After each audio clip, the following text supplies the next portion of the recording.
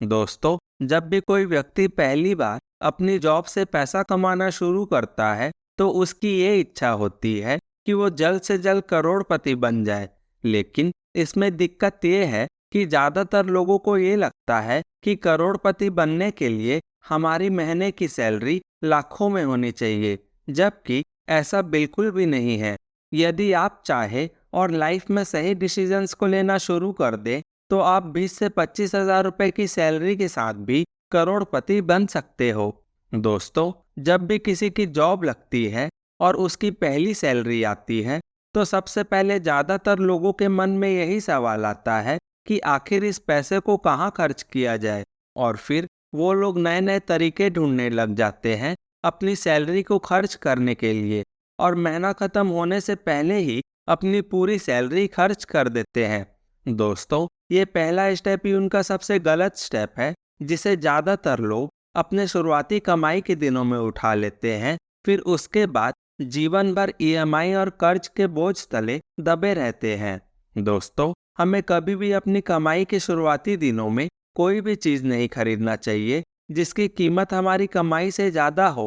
ऐसे में आप 2x रूल को फॉलो कर सकते हो, यानी कि कोई भी महंगी चीज़ जिसे फिलहाल में आपको बहुत ज़्यादा ज़रूरत ना हो, उसे आप तभी खरीदें जब आपकी कमाई इतनी हो जाए कि आप वो चीज़ को 2 बार खरीद सको।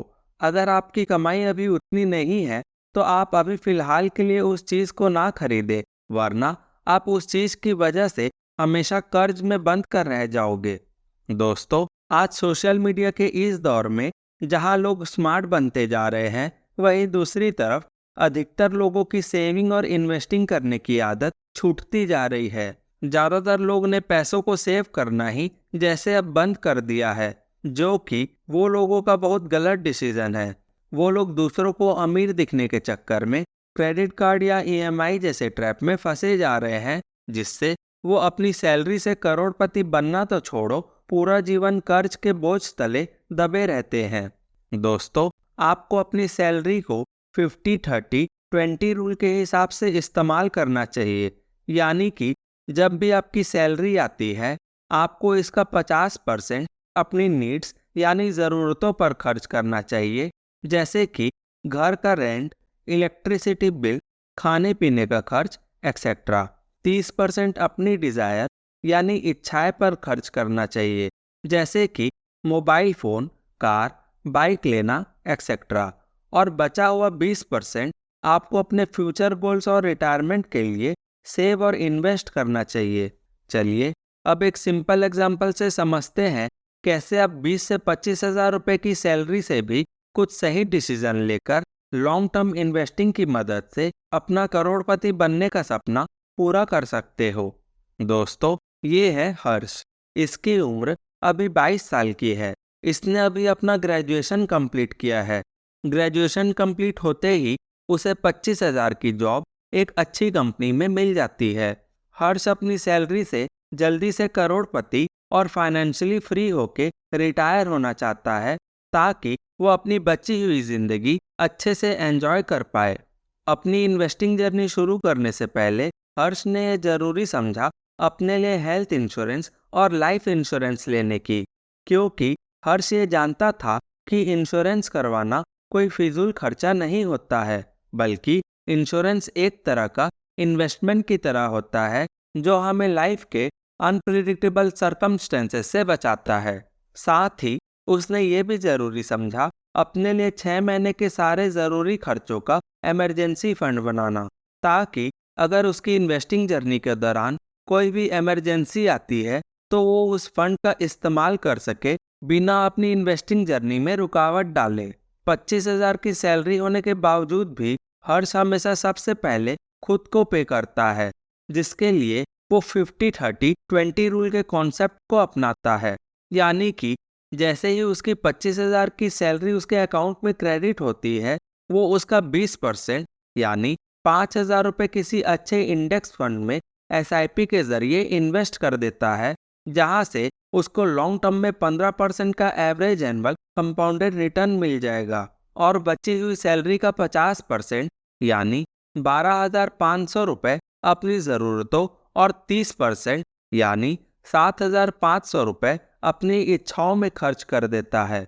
हर्ष की सैलरी हर साल 10% से बढ़ती है, जिसका इस्तेमाल वो अपने खर्चे बढ़ाने में नहीं बल्कि अपनी SIP अमाउंट में करता है। यानी कि हर्ष पहले साल 5,000 रुपये की SIP इंडेक्स फंड में करता है और दूसरे साल इसे 10% से बढ़ा देता है, जिसकी वजह से दूसरे साल उसकी SIP का अमाउंट हो जाता है 5,500 रुपये। ऐसे ही वो हर साल अपनी SIP के अमाउंट को 10% से बढ़ाते जाता है। साथ ही हर्ष ने फैसला किया कि वो कभी भी फालतू का खर्च नहीं करेगा और किसी भी प्रकार का कर्ज नहीं लेगा, जिससे उसकी इन्वेस्टिंग जर्नी में कोई रुकावट आए। इसी डिसिप्लिन के साथ वो अपनी SIP को 33 सालों तक कंटिन्यू रखता है। चलिए अब देखते हैं हर्ष जब 55 साल का हो जाता है तो उसने अपनी सैलरी से कितनी वेल्थ बनाई है। हर्ष ने 33 सालों तक हर महीने 5,000 रुपये इंडेक्स फंड में SIP के जरिए इन्वेस्ट किया था, जहां से उसको 15% का एवरेज एनुअल कंपाउंडेड रिटर्न मिलेगा और वो हर साल अपने SIP के अमाउंट को 10% से बढ़ाते भी गया था। हर्ष ने टोटल 33 सालों में अपनी सैलरी से 1,33,00,000 रुपए इन्वेस्ट किया और 55 साल की उम्र में उसकी वेल्थ बनी है 12,18,00,000 रुपए की। है ना दोस्तों, कितनी कमाल की बात। कैसे हर्ष ने सिर्फ 20% अपनी सैलरी का इन्वेस्ट करके और कुछ सही डिसीजन लेकर अपने लिए 12,18,00,000 रुपए की वेल्थ बना ली। दोस्तों, इससे ये फर्क नहीं पड़ता है कि आपकी सैलरी कितनी है, आप भी चाहे तो हर्ष की तरह SIP और कंपाउंडिंग की पावर की मदद से अपनी सैलरी से की गई सेविंग को इन्वेस्ट करके करोड़पति बन सकते हो और फाइनेंशियली फ्री होकर अपना रिटायरमेंट प्लान कर सकते हो। दोस्तों, ज़्यादातर लोग कोई ना कोई जॉब जरूर करते हैं और उनके पास वेल्थ क्रिएट करने के लिए एक ही साधन होता है, वो है उनकी सैलरी। लेकिन सबसे बड़ी दिक्कत यह है कि ज़्यादातर सैलरीड पर्सन को अपनी सैलरी का इस्तेमाल करना नहीं आता है। वो सालों साल जॉब करने के बाद भी अपने लिए वेल्थ नहीं बना पाते हैं। इसका एक कारण ये भी है कि उनका अपनी सैलरी को लेकर ये सोचना है कि उनकी थोड़ी सी सैलरी से कुछ नहीं हो सकता, जबकि हम इसको हर्ष के एग्जाम्पल के रूप में देख चुके हैं, जिसने अपनी 25,000 रुपए की सैलरी से ही 12,18,00,000 रुपए की वेल्थ बना ली है। दोस्तों, अगर आपको इस वीडियो से कुछ सीखने को मिला है तो वीडियो को लाइक एंड शेयर करें और चैनल को अभी सब्सक्राइब करें। थैंक यू दोस्तों, मिलते हैं आपसे हमारी अगली वीडियो में। Keep learning.